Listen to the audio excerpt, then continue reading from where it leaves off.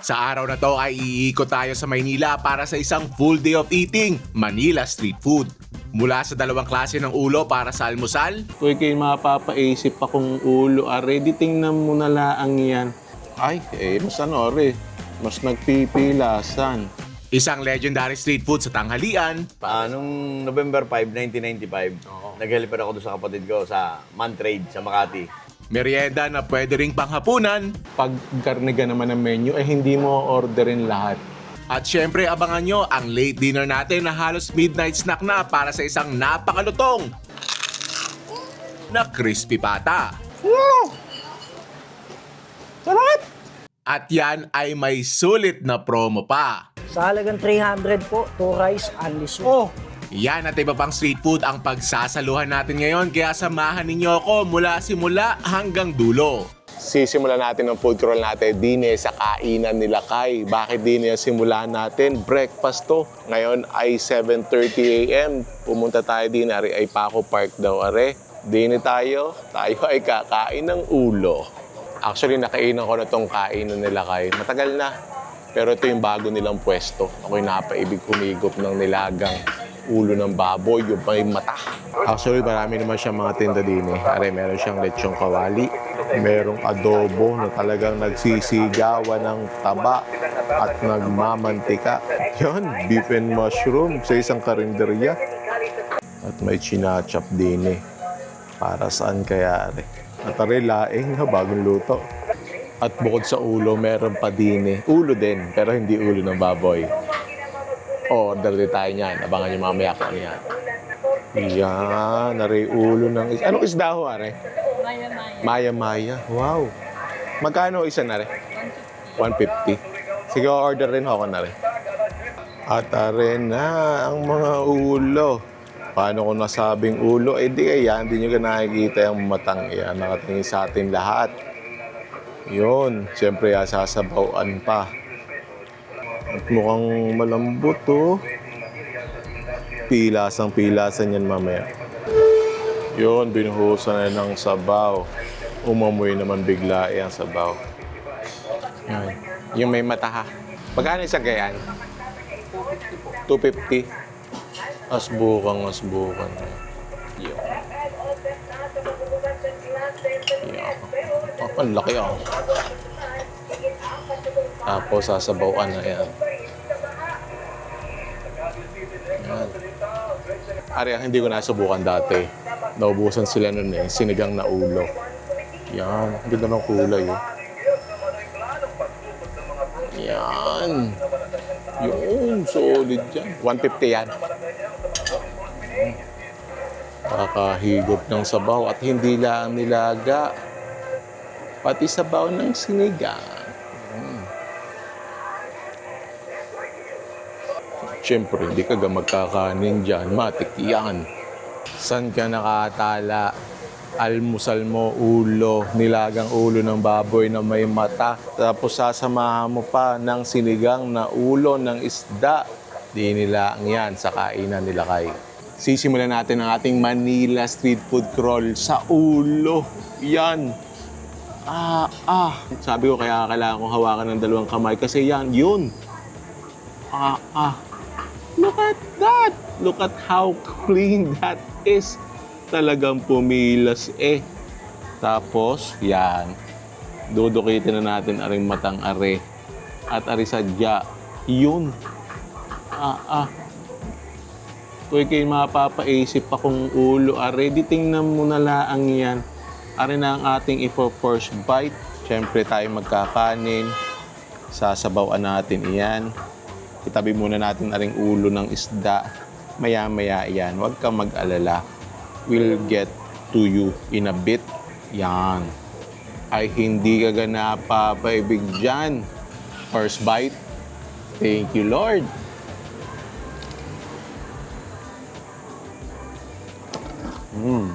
Gawa na tayo ng sausawan.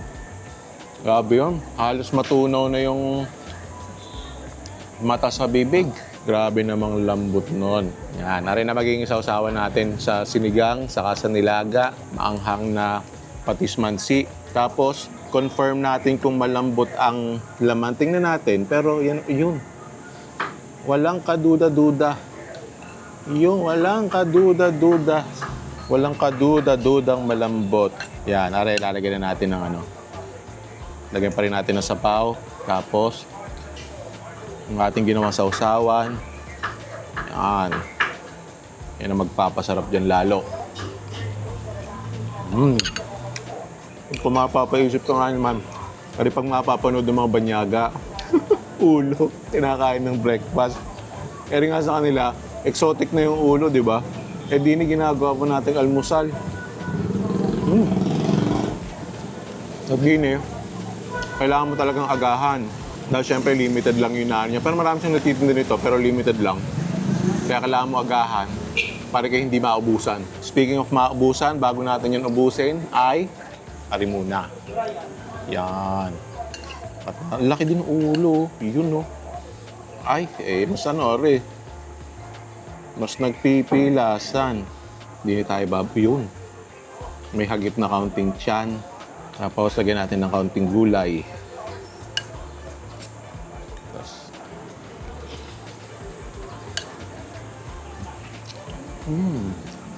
Sarap ng asim. Asim. Wow. Sarap. Sarap nito. Ako ay usually pork all the way, pero ito nung natikman ko to. Ang sarap ng pagkakatimpla na sinigang niya. Basta gustuhan ko to. Oh, imata din yan, dinukit. Hay! May mata nga rin pala, are. Sinful, oh. Solid nito. Ari naman ay, kumbaga, panimula palaang ng ating food crawl. Balik tayo sa nilagang ulo ng baboy. Ari, mas sarap eh, yung mga ganyan, yung mga nasa singit-singit. Yan.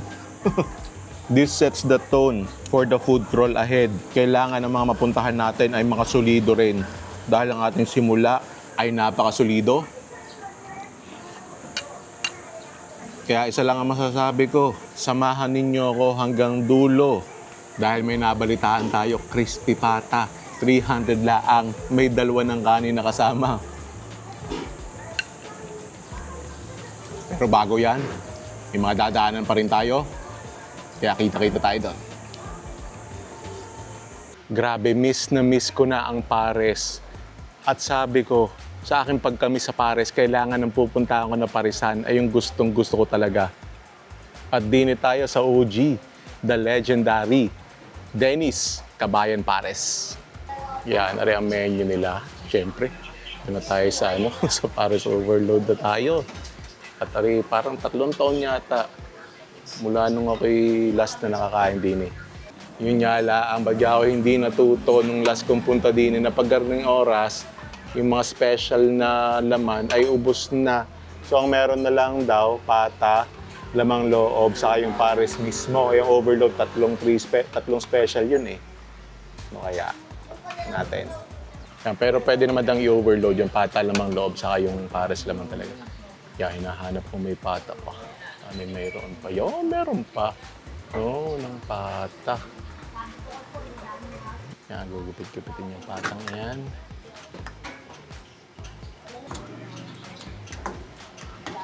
Para mga collagen yan, mga balat, at kaunting laman ay lumabas. Lambot oh. Parang pinipedicure ang pata. Yun. Tanggal na, alis na ang mga buto. Yan, the legend himself. Kabayan Dennis. Bagong gising. 2 ng branches eh. Si Bossing Dennis Kabayan ang dadali. Wala nang utak. Ano yun? Yan yung lamang loob. Pinupit na. Nakalagyan ng beef pares.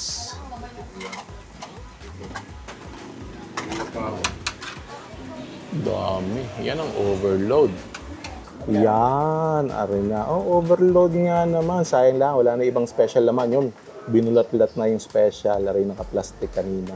Tapos, yung beef pares. At, syempre, yung mga ginupit-gupit na sapata. Yan, biniglaan natin si Kabayan Dennis. Buti narinig ah. Busy ako eh, kasi hindi ako sa Naga Road. Mamaya alis kami, alas 3. Sa may Mapayapa Village. Yun ang second branch mo, no? Oo. Kailan ka nagbukas doon? February 18. February 18. Kumusta naman doon? Ayos naman. Eh dito, kamusta naman? Ayos pa rin. Ayos pa rin. No? Talagang legend ka na dito eh, no? Tapos may isa ka pang bubuksan na branch. Ba't mo nalaman? Wala, syempre, hindi ako sa page mo. Oo. Updated ako eh. May bubuksan nga pala kami. June 18, CAA. Ang kalapit na yung Jollibee.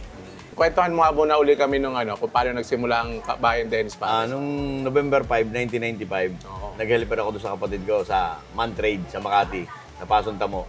Yun ang kauna-una akong experience ng Pares. 1995 November 5. Tapos mga 1996, meron akong, nagsarili na rin ako doon. Doon din, sa malapit sa Levi's, Pasong Tamo. Eh, yun nga, nag-pandemic, hindi na ako nakabalik doon sa Mantrade. Ngayon, eksakto naman to sa pamangkin ni Mrs. Pinasa sa amin. Yun, ang story nito. Ba't ka ang tawag yan eh, ano? Bakit Kabayan Pares ang tawag? Dito lang yun eh. Ayun, nung kami nasa Makati, Walastik yan eh. Ah. Oo, Walastik ang tawag yan. Eh, palibasa ang tawagan namin, mga kabayan. Yun. Nilagay na namin, Kabayan Pares. Sa tingin mo, bakit dumadami ang customer ng ganyang klase ng Pares? Eh, pag sinabi niya kasing kabayan, parang yung mga customer na naaligagang puntahan. Parang, sabi ba, kabayan yun ah. May bagong bukas yun. Tikman nga natin. Dahil iba naman talaga ang timpla ng Kabayan Pares eh. Oo, yung mga original. Ano naman masasabi mo na ano, isa ka sa mga nauna na nagtinda ng at nagpasikat ng Kabayan Pares? Okay, masasabi ko lang eh, salamat Panginoon at hanggang ituloy-tuloy pa kahit di pa mayaman. Oh, whoops. Maniwala sa iyo. Salamat nga pala, napunta ka dito ha. Oo naman, oo. Na-miss ko ang Pares mo eh, kaya talagang dinayo ko ta. Ibiglayin uli kita dito. Kaso hindi ka nakapagpagupit eh. Sabi, hindi ka, sana nakapagpagupit daw siya eh. Next time. Yan, may 3 taon yata. Okay, huling nakatikim na rin legendaring Kabayan Pares, di Kabayan Dennis. Yan. Oh, lahok-lahok na. Mamaya na rin natin lalagyan ng mga pampalasa. Lahok-lahok muna kay sayang, naubusan talaga ako ng utak eh. Sayang ibang special na naman loob, pero ayos na rin. First bite. Thank you, Lord.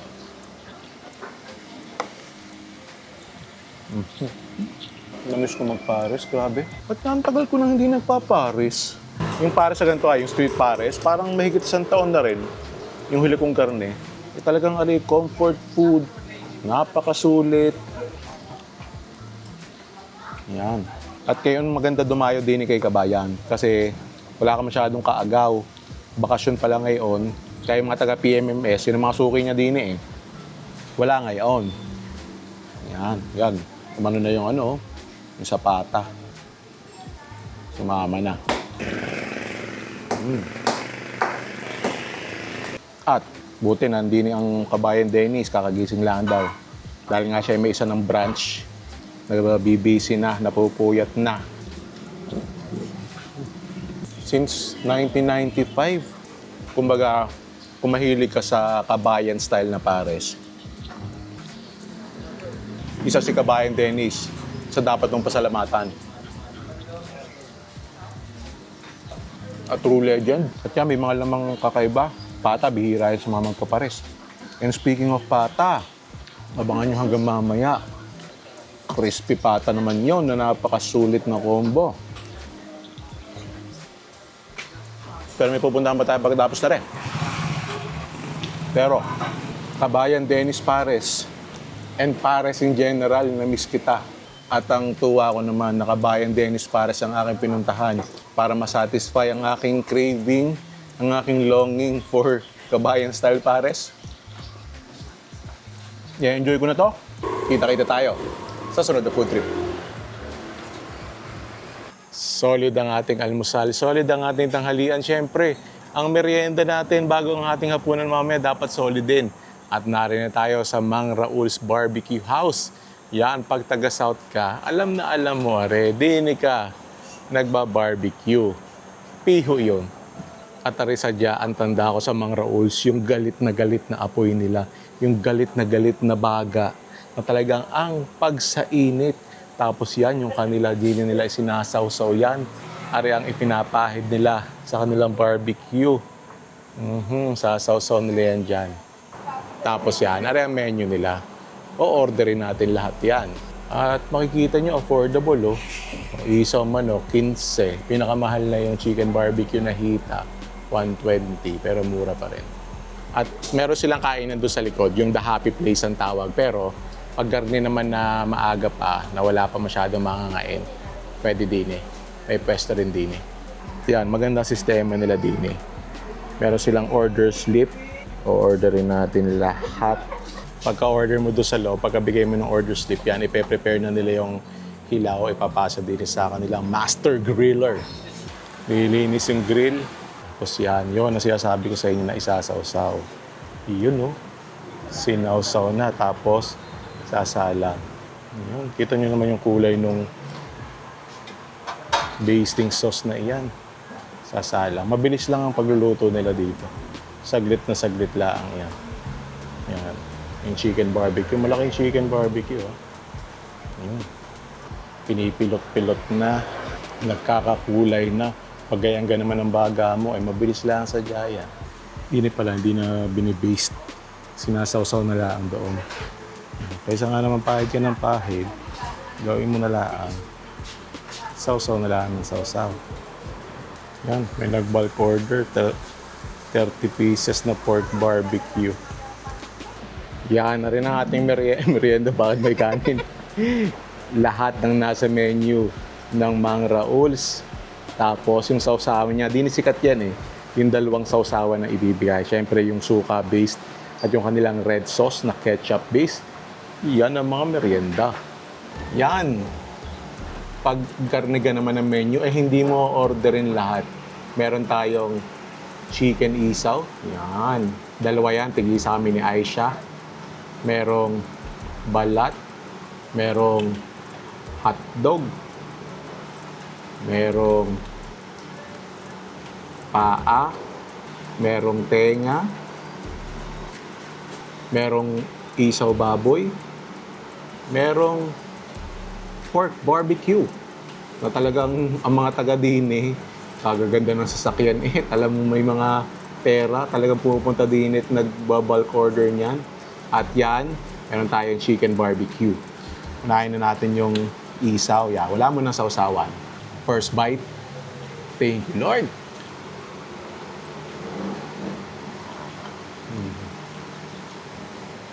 Ito yung ano eh, kung sweet isaw talaga yung gusto mo, eto, dito ka talaga sa Mang Raul's. Sweet and smoky. Kaya bagay na bagay siya dito sa suka nila eh. Yan, no? Kamamay yung suka na yan.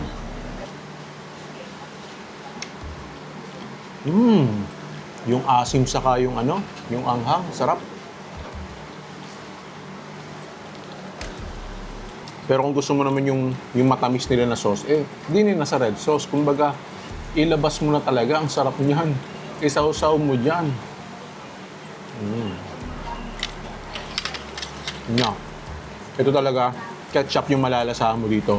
Kaya for me, ito talaga yung gusto kong sausawan, yung suka nila. Kasi yung basing sauce nila, kung saan ibinabadare, saka yung marinade nila, yung matamis na eh. So ito talaga pang complement, pang kontra na doon. At, ang sarap isabaw sa kanin, yung suka nilang iyon.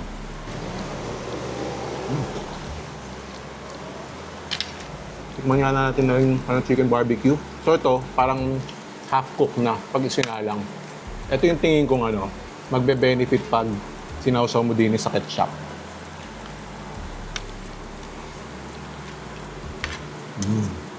Yun na, sarap sa ketchup. Ano siya eh, yung chicken barbecue talaga na ketchup talaga yung hanap na sausawan. And isaw baboy. Ito talaga ang Mang Raul's. Proof siya na ano eh. Basta sarapan mo lang yung timpla, make sure na malinis yung tinda mo, magiging legendary ka na. Yun, balat. Makakapit-kapit eh. And yun nga kasabihan, kung ang mga taga-norte may Mang Larry, ang mga taga-south may Mang Raul's. Hotdog, matik, din yan. Ketchup yan. Through the years, trusted by many. At ito talaga yung ano eh, yung alam mo na generations. Kumbaga, yung mga generations sa mga suki ngayon, yung mga anak nila, nakakatikim na to at ipapasa yung tradisyon na di nibibili ng pork barbecue at iba pang ihaw-ihaw. Sweet barbecue, tender pork. Pero again, merienda lang to. Napasarap ang ating merienda. Kaya feeling ko medyo late dinner na tayo. Buti na lang yung pupuntahan natin ay open 24 hours. Papahugog muna natin itong kain na to. Pero Mang Raul's, solid as always din sa South. Puntahan nyo na. Yan, almost midnight na. Ang dami pang kumakain din. Napaka-solid ng ating beginning, middle ng ating food trip. Siyempre, ang ending natin kailangan malupitin. At narin tayo sa Amang Pares. Din ito sa bagong pwesto nila, hari sa Paco. Yan, katabi lang ng police station. May parking. Bossing, idol ko te, kumusta? Ayan, matitimusan ko ng iyong mga handa. Balita ko, may crispy pata ka din. Meron pa ba? Hindi pa ako nabusan? Meron po. Yon, kausapin natin si idol mamaya. Yan na rin yung menu nila. Ang ano ko yung ano nila yung crispy pata nila na mura, napakasulit. Iniisip ko, ako'y maglulugaw, kakaalaman. Tingnan natin kung tayo maglulugaw, overload pa. Tingnan muna natin kung gaano kalaki yung kanilang crispy pata. Tapos yan, marami sila din yung mga handa. Yan, may chicken, ari yung crispy pata nila. Ari, parang crispy kare-kare. Base sa karne, saka sa gulay. Tapos, yun, yung kanyang tapa. Tapos, lechon horno. Ribs. Ayan ata ay dinakdakan. Parang ang sarap din ng pares sila. Parang bango. Kaso, nakapag-pares na tayo. Parang solid din eh. Tapos yung lugaw. Yung lugos looking good kahit hindi dilaw, kahit puti. Bango. Yeah, bossing, ano yung meron dyan? Ito po. Ayan, yun yung napanood ko. Crispy pata. Sa halagang 300 po, 2 rice, only soup. Oh, 300, sulit na yan ganyan. May dalawang rice pa yan. Only Yes, soup. idol. Soup ng ano yung... Soup po ng pares. Yun. Kasi kanina naamoy ko yung pares mo. Sabi ko parang ang sarap. Sige, ano tayo ng soup niyan. So, dalawang kanin na yan. Yes, idol. Mukhang malakas ang ano mo. Crispy pata mo, nakakailangan ganyan sa isang araw. Ngayon ho, nakaka-20 pa lang, medyo So, ito bago. pala, nagbabago na gano'n pa lang. Sisimula pa lang sumisikat. Pero yakito, may mga, uy, ang laki niyan na. Fried chicken po, Hindi ba turkey yan? 130, only rice, only soup. Pero bago yan, mga yan, sa iba ka sumikat no? Bago yan, mga Ay, yan. oo, yung pares po talaga, yung putok-batok, saka yung adobong itik. Adobong ito sa kapa. Kaya pala yun ang pangalan ng ano mo, no? Amang Oo, Tapares, no? Tapa ho kasi. Oo. Ano pa yung mga bestseller mo dito? Meron po tayong lechon horno. Oo, Tapos yung dinakdakan po natin, purong utak po. May ribs caldereta po tayo. May kare-kare po tayo, fried chicken, saka yung mga pares po natin. Nakita ko doon, hinahalo-halo doon sa'yo doon. Spicy, tapang kabayo. Kabayo po, oo. Kabayo, uy. Tapang kabayo, saka adobong kabayo. Oh, yun. Sige, order din ako ng isang spicy tapang kabayo. Meron din po tayong lugaw. Oo. Tapos yung lugaw mo, alam ko sikat din yan sa'yo, no? Ay, opo. Bago, yan po yung bago ko sa yung crispy pat. Yan, tapos yan. Ang bango, amoy na amoy yung luya. Sarap po. Kahit hindi dilaw, parang parang ang lasa, parang Saka, appetizing. Purong malagkit po ang gamit. Purong malagkit, oh. Ba't mo naman naisipan maglugaw? Dati kagawad po tayo, kaya po nagpapapiding po tayo ng lugaw doon. okay, Pag po oh. hindi sinasadyang namatay, nagpapalugaw po tayo ng libre sa kabarangay natin. Nice, oh. So, pero ito, yung presyo mo dyan, parang feeding program na rin eh. Kasi may unlimited ka yan, di ba? Meron po tayo unlimited, purong lugaw po, hanggang magsawa kayo. Sa halagang 70 pesos. Ganyan, puro, oo. Kumbaga plain lang na lugaw, oo. Pag humilaman, 70 pesos. At yung overload po natin, 3 laman, saka po lugaw. Oo. Ano yung mga laman na meron ka dito? Meron po tayong puso, tuwalya, isaw, lechong kawali. Paano ka nagsimula dito sa negosyo mo at kailan ka nagsimula? Dati po tayong jeepney driver. Naging driver po tayo sa Philippine General Hospital ng pandemic. Medyo pandemic po. Kaya po naisipan kong magpares. Papares talaga yung simula, no? Sa ito yung sa Pasay. Opo, sa Pasay po. Tapos, ito yung bagong pwesto mo. Ito na po yung bagong pwesto natin sa Paco. Kailan ka naman nagsimula dito? Nung 20 lang po, nung May 20 lang po. Ang ganda ng pwesto mo dito, no? Ay, opo. Maluwang po yung parking. Kung may sasakyan po kayo, hindi nyo na ho kailangan magbayad pa. Saka ho dito libre. Talagang napakaluwang po ng parking natin dito. Sa safe na safe, katapat lang oo, police station, no? police station po. Makakakain ka, safe na safe, no? Yan. Sa tingin mo bakit sumikat yung Amang Tapares? Sumikat po kasi nagustuhan po nila yung lasa. Saka yung magmula po nung na-vlog tayo nila Idol Kaputri po Yun, nung idol natin Papa yan. Don. Magmula po nung 2023 hanggang ngayon po. Talaga pong Going binabalik-balikan po. Oo. Yan, sige. Ang order ko yung crispy pata ngayon, 300. Tapos, bigyan mo ako na isang yung overload, yung 3. Tapos, isa nung spicy tapang kabayo. Yan, ilalagay na 2 rice, 2 cups of rice yan. So, talagang matic, good for 2. Pero siksik naman yung 1 cup, 2 cup. Kaya siguro ng yan, 3 tao. Tapos ang maganda sa crispy patang yun, may libreng sabaw ng pares. Oh, yan. Ang kaninang naaamoy natin. Yan. Yan ang isasabaw mo sa crispy pata mo. Nice. Ano yan, taba? Wag na. Akin na. Natakot din eh. Yan, may sausawan din ang crispy pata. Dini ko na sana isasaw sa pares pero may sausawan din pala. Mukhang masarap din. Yan, inilabas na mga pangmalakasan ng malamang loob. Ano nga rin, may tuwalya. Tuwalya, Tapos, isaw po. Isaw, saka Mansinilya, bahay guya po. bahay guya. Yan. Yun, oh. Yan. So, umorder tayo ng overload. Yun daw, purong malagkit. Kita naman oh. Kita na malagkit sadya eh. Tapos, gugupit-gupitin na yan. Ito yung puso. Ito Yun, may puso din. Tuwalya. Ang malambot naman. Yan yung bahay guya. Opo. Yan. Hindi ko masyadong tukoy yung bahay guya yan. Pag may mga nag-unlimited na lugaw, ano yung pinakamarami na nakailang mangkok? Nako, nakaka-4 na balik po sila. 4 ba? Sulit na yon.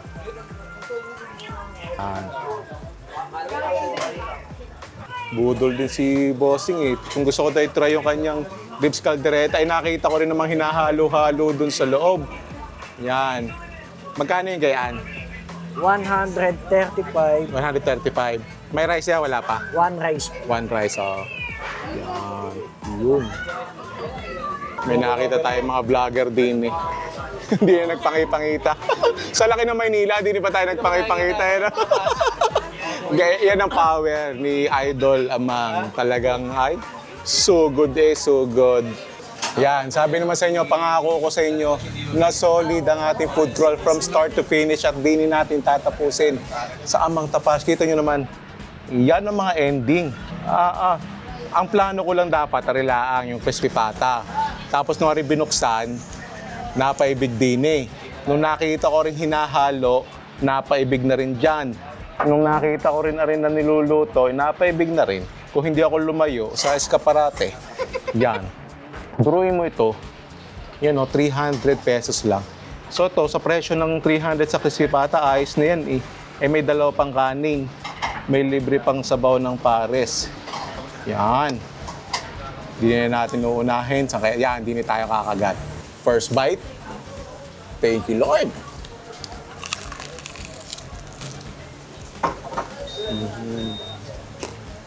Kita mo naman yung lutong na yan. Kita mo naman yung binuksan pa binulat-lat pa. Lalo nang nakita. Tapos yung laman, not bad sa lambot. Sa moisture. At yung lasa niya, ng pagkakaalat, ay may sausawan pa yan. Di lalo na yung sumarap. Yan. Talagang yung binulat-lat na yun ang kakagatin eh.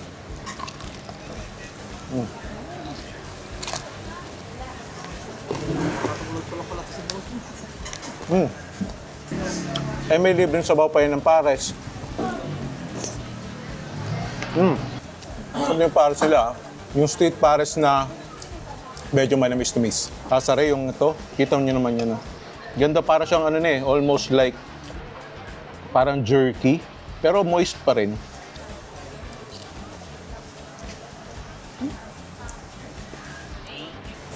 Una mo malalasahan dito, yung tamis niya. Yung tagal niya ng pagpiprito, yung nagka-caramelize na. Pero yun, may ahanga siya talaga eh.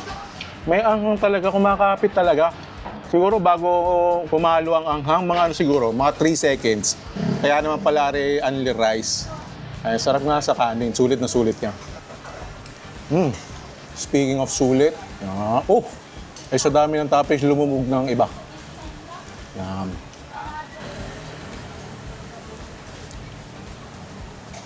Yung timpla ng lugaw niya, ito yung hinahanap-hanap ko pag masama ang pakiramdam ko eh. Yun, paglagnat laki, pag hanap ko. Tapos yung lamang loob niya, malinis ang lasa, malambot. Sorry na. Kaya ayaw ko tumitingin sa kusina eh. Ngayon gusto ituro eh pag nakita. Yan, uy. Yun. Pork ribs, caldereta, tingin ko rin medyo spicy rin. Tumatama yung ano ito ah. Unang alasa mo ito, alat saka peppery. Tapos yan, medyo may anghangan ng kaunti. Daming laman.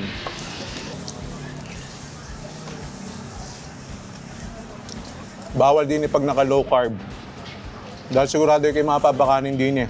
Ay, ang aking rice bag, himas na sa tiyan eh. Nakakain na yan. Nakakain na yan. Mga nakakain na mga itakam na takam pa. Kaya, ano pang hinihintay nyo? Ay, dayo na kayo din eh. Pwede doon sa Pasay, pero rin yung bago niya, din kayo dumayo. Sa Paco. Para matimusan. Aring mga sulit na sulit. Mga putok-batok. Mga panglaban sa kanin. Mga handa. Idol, Amang Tapares. Hindi na natatapos ang ating solid na food crawl mula umaga hanggang hating gabi ay napaka-solid ng food trip natin. Pero kung nabitin kayo, tuloy-tuloy ang food trip dito. Kita-kita tayo doon. At syempre, huwag kakalimutan, click on the subscribe button and notification bell para kita-kita tayo sa future food trips. Thank you for watching. I'll see you in a bit.